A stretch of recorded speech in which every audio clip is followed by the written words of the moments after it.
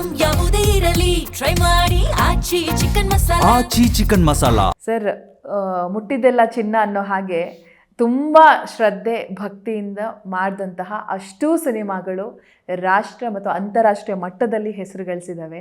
ಅಂತಹ ಅದ್ಭುತ ಸಿನಿಮಾಗಳನ್ನು ಕನ್ನಡ ಸಿನಿಮಾ ಇಂಡಸ್ಟ್ರಿ ಕೊಟ್ಟಂಥವ್ರು ನೀವು. ಸೊ ಇವತ್ತು ಕೂತ್ಕೊಂಡು ತಿರುಗಿ ನೋಡಿದ್ರೆ ಏನೆಲ್ಲ ನೆನಪಾಗುತ್ತೆ ಸರ್ ನಿಮಗೆ? ಮೊದಲ ಪ್ರಶ್ನೆ. ಇಡೀ ಒಂದು ಜರ್ನಿ ಇದೆಯಲ್ಲ, ಒಂದು 50 ವರ್ಷದ ಜರ್ನಿ ಸಿನಿಮಾದಲ್ಲಿ.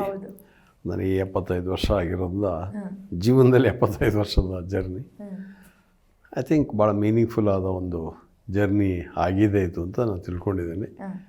ಸಿನಿಮಾ ಅಂತೂ ಭಾಳ ಶ್ರದ್ಧೆಯಿಂದ ಮಾಡೋದಕ್ಕೆ ಹೋಗಿದ್ದು, ಯಾವುದೇ ಕಾಂಪ್ರಮೈಸ್ ಇಲ್ಲದೆ ತನ್ನ ಮನಸ್ಸಿಗೆ ಬಂದ ನನಗೆ ಯಾವುದನ್ನು ಇವಾಗ ನಂಬ್ಕೊಂಡಿದ್ದೀನೋ ಆ ಥರದ ಸಿನಿಮಾ ಮಾಡ್ಕೊಂಡು ಬಂದೀನಿ. ಅದ್ರ ಬಗ್ಗೆ ತೃಪ್ತಿ ಇದೆ. ಪ್ರೇಕ್ಷಕರ ಉದ್ದಿಮೆಯ ಸಪೋರ್ಟ್ ಅಂಥದ್ದೇನು ಸಿಕ್ಕಿಲ್ಲ ಅನ್ನೋದು ನಿಜ ಆದರೂ ಕೂಡ ನನಗೆ ನನ್ನ ಪಥದ ಬಗ್ಗೆ ನನಗೆ ಖುಷಿ ಇದೆ. ಸರ್, ನಾವು ಈ ಹಿರಿಯರನ್ನ ಯಾರನ್ನೇ ಮಾತಾಡಿಸಿದ್ರು ಕೂಡ ಈಗ ನೀವೆಲ್ಲ ಪದ್ಮಶ್ರೀ ಪುರಸ್ಕೃತರು, ಬಟ್ ಎಲ್ಲೂ ಕೂಡ ನಿಮಗೆ ಆ ಹಮ್ಮು ಬಿಮ್ಮು ನನಗೆ ಅಷ್ಟು ಪ್ರಶಸ್ತಿಗಳು ಬಂದಿದ್ದಾವೆ ಅನ್ನೋ ಒಂಚೂರು ಏನೂ ಒಂದು ಇದಿಲ್ವಲ್ಲ ಸರ್? ಅದು ಹೆಂಗೆ ಸರಳವಾಗಿರೋದು ಅಂತ ಹೇಳಿ. ಈಗ ಏನೋ ಒಂದು ಸಣ್ಣದಾಗಿ ಏನೋ ಒಂದು ಪ್ರಶಸ್ತಿ ಸಿಕ್ಕಿದ್ರು ಕೂಡ ಅವ್ರನ್ನ ಮಾತನಾಡ್ಸೋಕ್ಕಾಗಲ್ಲ, ಅವ್ರನ್ನ ಟಚ್ ಮಾಡೋದಕ್ಕಾಗಲ್ಲ. ಬಟ್ ನೀವುಗಳು ಇಷ್ಟು ನ್ಯಾಷನಲ್ಲು ಇಂಟರ್ನ್ಯಾಷನಲ್ ಲೆವೆಲಲ್ಲಿ ಹೆಸರು ಮಾಡಿದ್ರು ಕೂಡ ಆ ಸರಳತೆಯನ್ನು ಮೈಗೂಡಿಸ್ಕೊಂಡಿರೋದು ಹೇಗೆ ಸರ್ ಅಂತ? ಎಲ್ಲರೂ ಹಾಗೆ ಇರ್ತಾರೆ ರೀ. ನಮಗೆ ತಪ್ಪು ಕಲ್ಪನೆ ಸಿನಿಮಾದವರಾಗಲಿ ಅಥವಾ ಖ್ಯಾತನಾಮರು ಭಾಳ ಏನೋ ಅವರಿಗೊಂದು ಕೊಂಬಿರುತ್ತೆ, ವಿಶೇಷವಾದ ವ್ಯಕ್ತಿತ್ವ ಥರ ಇರ್ತದೆ. ಹಾಗೇನಿಲ್ಲ, ಎಲ್ಲರೂ ಸಹಜವಾಗೇ ಇರ್ತಾರೆ. ನನಗೆ ತುಂಬ ಜನ ಬಹಳ ಸಾಧನೆ ಮಾಡಿದವ್ರ ಜೊತೆಗೆ ಓಡಾಟ ಇದೆ. ಅವ್ರು ಯಾರು ಯಾವುದರಲ್ಲೂ ಯಾವ ಕ್ಷಣದಲ್ಲೂ ಹಮ್ಮು ಬಿಮ್ಮು ಏನೂ ತೋರಿಸಿಲ್ಲ. ನನಗೆ ಶಿವರಾಮ್ ಕಾರಂತರ ಆದಿಯಾಗಿ BV ಕಾರಂತರ ಜೊತೆಗೆ ಅನಂತಮೂರ್ತಿ ಜೊತೆಗೆ ತುಂಬ ಓಡಾಟ ಇತ್ತು. ಹಾಗೆ ಬೇರೆ ಬೇರೆ ಕ್ಷೇತ್ರಗಳಲ್ಲಿ ಸಿನಿಮಾದಲ್ಲೂ ತುಂಬ ಜನರ ಜೊತೆಗೆ ಓಡಾಟ ಇತ್ತು. ನನಗೆ ಈ ಥರ ತನ್ನ ಶ್ರೇಷ್ಠತನವನ್ನು ತೋರಿಸುವ ಇದು ಎಲ್ಲೂ ಯಾರೂ ತೋರಿಸಿಲ್ಲ. ಕಷ್ಟ ಅಲ್ಲ. ನಾನು ಮೃಣಾಲ್ ಸೇನ್ ಅವ್ರ ಜೊತೆಗೆ ತುಂಬ ಒಡನಾಟ ಮಾಡಿದ್ದೀನಿ. ಅವರಂತೂ ಯಾವತ್ತೂ ದೊಡ್ಡ ಮನುಷ್ಯ ಅಂತ ತೋರಿಸಿಲ್ಲ. ಅಡೂರು ಗೋಪಾಲ್ ಕೃಷ್ಣ ಅವ್ರು ತೋರಿಸಿಲ್ಲ, ರೇ ಅವ್ರು ತೋರಿಸಿಲ್ಲ. ಸರ್, ಶಿವಮೊಗ್ಗದ ಹುಡುಗ ರಾಷ್ಟ್ರ ಮತ್ತು ಅಂತಾರಾಷ್ಟ್ರೀಯ ರಾಷ್ಟ್ರ ಮಟ್ಟದಲ್ಲಿ ಹೆಸರು ಮಾಡ್ತೀರಾ ಸರ್. ಹೆಂಗೆ ಈ ಡೈರೆಕ್ಟರ್ ಲೈಫ್ಗೆ ಯಾಕೆ ಎಂಟ್ರಿ ಕೊಡಬೇಕು ಅಂತ ನಿಮ್ಗೆ ಅನಿಸ್ತು ಅಂತ ಹೇಳಿ? ಬಾಲ್ಯದಲ್ಲೇ ಕನಸಿತ್ತಾ ಹೇಗೆ ಅಂತ ಹೇಳಿ? ಬಾಲ್ಯದಲ್ಲಿ ಕನಸಿರೋಕ್ಕೆ ಸಾಧ್ಯವೇ ಇಲ್ಲ. ಯಾಕಂದರೆ ನಾನು ಒಂದು ಸಣ್ಣ ಊರಿನವನು. ಸಹ್ಯಾದ್ರಿಯ ತಪ್ಪಲು ಪಶ್ಚಿಮ ಘಟ್ಟದ ಒಂದು ಸಣ್ಣ ಹಳ್ಳಿಯಲ್ಲಿದ್ದು ನಮಗೆ ಸಿನಿಮಾದ ಸಂಪರ್ಕವೇ ಇರಲಿಲ್ಲ. ಬಾಲ್ಯದಲ್ಲಿ ಸಿನಿಮಾ ನೋಡೋಕ್ಕೆ ಸಾಧ್ಯನೇ ಇರಲಿಲ್ಲ. ಯಾಕಂದ್ರೆ ನಮ್ಮೂರಲ್ಲಿ ಸಿನಿಮಾ ಥಿಯೇಟ್ರ್ ಇರ್ತದೆ, ಮಳೆಗಾಲ ಅಲ್ಲ, ಮಳೆ ಅಲ್ಲ, ಮಲೆನಾಡು, ಯಾವಾಗಲೂ ಮಳೆ. ಹಾಗಾಗಿ ಸಿನಿಮಾ ಟಾಕೀಸ್ ಇರ್ತಿರ್ಲಿಲ್ಲ. ಎಲ್ಲೋ ಒಂದು ವರ್ಷ ಇದು ಬಿರು ಬೇಸಿಗೆಯಲ್ಲಿ ಎಲ್ಲೋ ಒಂದು ಟೂರಿಂಗ್ ಟಾಕೀಸ್ ಬರ್ತಾಯಿತ್ತು. ಒಂದು 4-5 ಸಿನಿಮಾ ನೋಡಿದರೆ ಹೆಚ್ಚು. ಹಾಗಾಗಿ ನಾನು ಫಿಲ್ಮ್ ಇನ್ಸ್ಟಿಟ್ಯೂಟ್ ಸೇರೋವರೆಗೆ ನೋಡಿದ್ದು ಒಂದು ಹೆಚ್ಚು ಅಂತಂದರೆ 20-25 ಸಿನಿಮಾ ಅಷ್ಟೇ ಇಡೀ 25 ವರ್ಷದಲ್ಲಿ.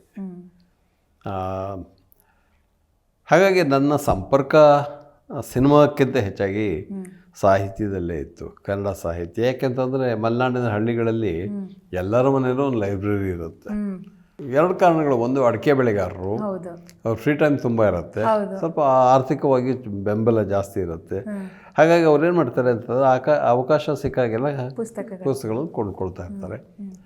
ನಮ್ಮನೆಯಲ್ಲಿ ಅಡ್ವಾಂಟೇಜ್ ಏನಿತ್ತು ಅಂದರೆ ನಮ್ಮ ತಂದೆಗೆ ತಾಯಿಗೆ ಇಬ್ಬರಿಗೂ ಓದೋ ಹವ್ಯಾಸ ಇತ್ತು. ಆನಂತರ ಅನೇಕ ಈ ಇದುಗಳಿಗೆ ಸಬ್ಸ್ಕ್ರೈಬ್ ಆಗಿದ್ದರು.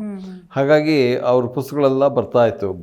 ಸೊ ನ್ಯಾಚುರಲಿ ನಾವು ಮನೋಹರ್ ಗ್ರಂಥಮಾಲೆ ಎಲ್ಲ ನಮಗೆ ಒಂದು ಥರದಲ್ಲಿ ಆಗಿನ ಕಾಲದಲ್ಲಿ ಆ ಥರದ ತುಂಬ ಒಳ್ಳೆಯ ಸಾಹಿತ್ಯವನ್ನು ಪ್ರಕಟಿಸ್ತಿದ್ದಂಥ ಎಲ್ಲ ಇದು ಪುಸ್ತಕ ಇದು ಕೂಡ ನನಗೆ ಬರ್ತಾಯಿತ್ತು. ನಾವು ನೋಡ್ತಾ ಇದ್ವಿ.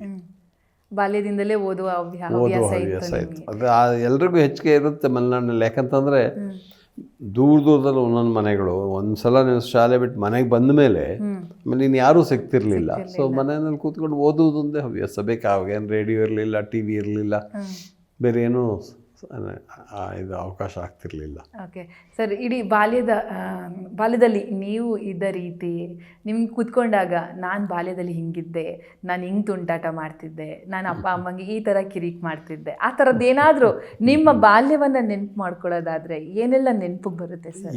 ಆ ಥರದಲ್ಲಿ ನಾನು ಹೆಚ್ಚು ತುಂಟುತನ ಮಾಡ್ತಿರ್ಲಿಲ್ಲ.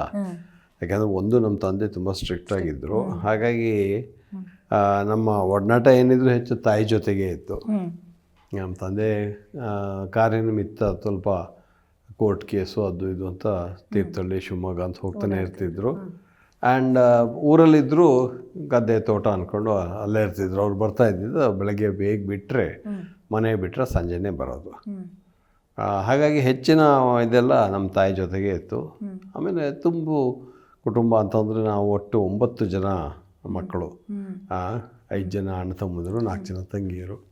ಸೊ ಅವ್ರ ಜೊತೆಗೆ ಜಗಳ, ಆಟ ಅದರಲ್ಲೇ ಮುಗ್ದೋಗ್ತಾ ಇತ್ತು. ನಮ್ಮಲ್ಲಿ ಏನೂ ಥರದಲ್ಲಿ ಆಟ ಆಡೋಕ್ಕೆ ಸಾಧ್ಯತೆ ಇಲ್ಲ. ಯಾಕಂದ್ರೆ ಅವಾಗೆಲ್ಲ ಹಳ್ಳಿನಲ್ಲಿ ಇದ್ದಿದ್ದ ಕಬಡ್ಡಿ ಆಟ ಈ ಥರದ್ದೆಲ್ಲ ಜನವೇ ಇರ್ತಿರ್ಲಿಲ್ಲ. ನಾವೇ ಇಟ್ಕೋಬೇಕಿತ್ತು. ಹಾಗಾಗಿ ಪಗಡೆ ಆಡೋದೇ ದೊಡ್ಡ ಆಟ. ಈಗ ಅವೆಲ್ಲ ಮಾಯ ಆಗಿದೆ ಸರ್.